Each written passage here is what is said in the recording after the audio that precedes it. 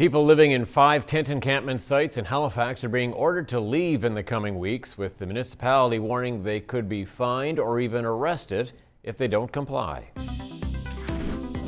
Paul MacKinnon is with the Downtown Halifax Business Commission. Sir, I know that organization has been involved in managing the Street Navigator program, which helps homeless people get off the streets. And this is an issue that you've been living with for some time in the city as representing the downtown business. But your reaction, first of all, to the HRM decision to order people out of those 5 tent encampments?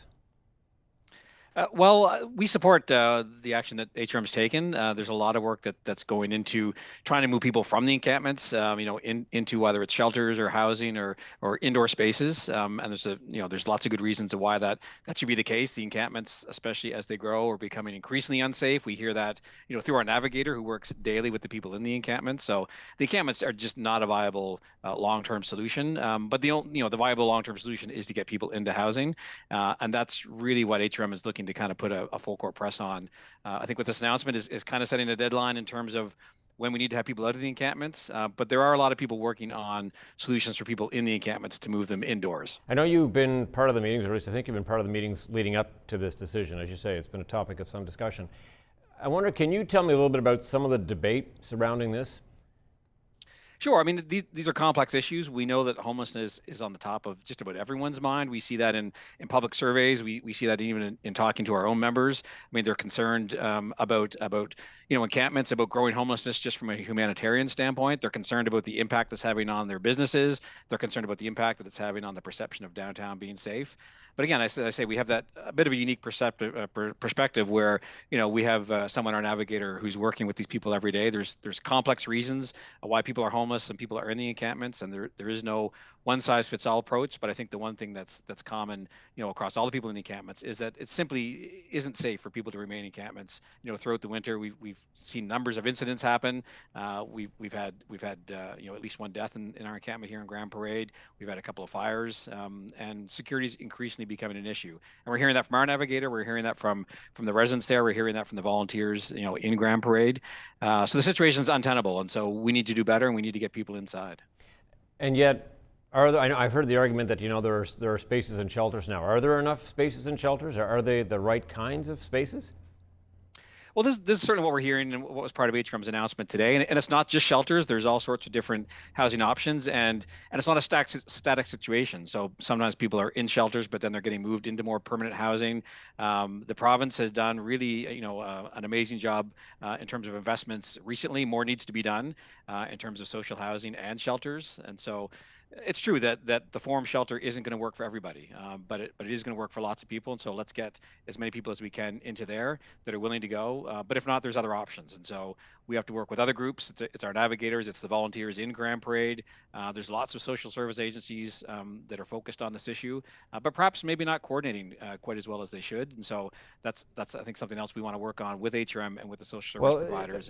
Let's get everyone together and figure these places. Well, I take your point. I mean, a lot of people are focused on this, and yet the problem persists. I'm wondering, what happens if people don't want to leave, and how worried are you that you could end up with a repeat of the kind of violence and the protests that happened back in 2021 when the police tried to remove people from the old library property? Yeah, it certainly is a concern, and I think obviously if you've been on social media, people are kind of rallying around that cause again. And but I think what a lot of people, the situation in front of Grafton Park a number of years ago, it just was really poorly handled by lots of folks, and no one wants to see a repeat of that. And so again, I think really the focus right now is to say, listen, between now and February 26th, let's everyone put their best efforts forward in terms of trying to find suitable housing for all the people in all the encampments. Let's see how far we get with that. And then what happens on the 26th, I'm not sure. I know from the mayor's comments today, they're not necessarily looking to send police in to evict people. But what they are saying is that people aren't going to be able to set up with their belongings and tents and that type of thing, in Grand Parade and some of these other parks. Although some of the parks are still going to be open as well. So I think that remains to be seen. That's not a long ways away, but I think what the deadline does is it really helps people kind of focus their efforts on, this is a problem that we can't just keep putting off. We need to solve it now. How will people, if they don't want to leave, how will you get them moved on without involving the police? Well, I think that's a great question. That's a question that that city staff has been tackling with council, and I guess with the police department as well. I don't know the answer to that. That's not something that that the business community is going to be involved with in terms of making that decision. That's ultimately going to be left up to council and the police in terms of what they feel they need to do. But the city has said, we're not going to have any further tents, in certain encampments after the 26th, and in fact they do enforce that now. In other parks, you can't camp in graveyards, you can't camp in some parks that are adjacent to schools. So that enforcement actually does happen now. We just don't see it. And certainly what no one wants to see is a large scale, eviction like we saw before. So hopefully we won't get to that point. No, but aren't many of those living in the tents now going to be back sleeping in the foyers and the doorways of your downtown businesses if they're not allowed to tent in places like Grand Parade?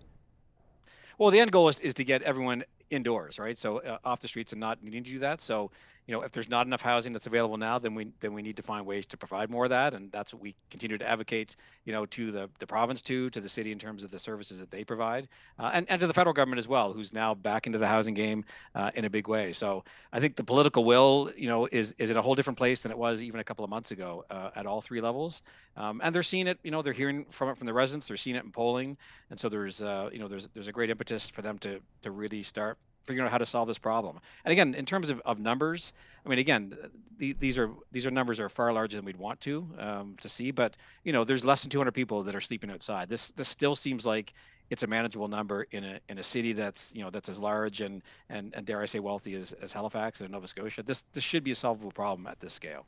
Paul MacKinnon, we have to leave it there. Thank you for this. Great, thank you very much.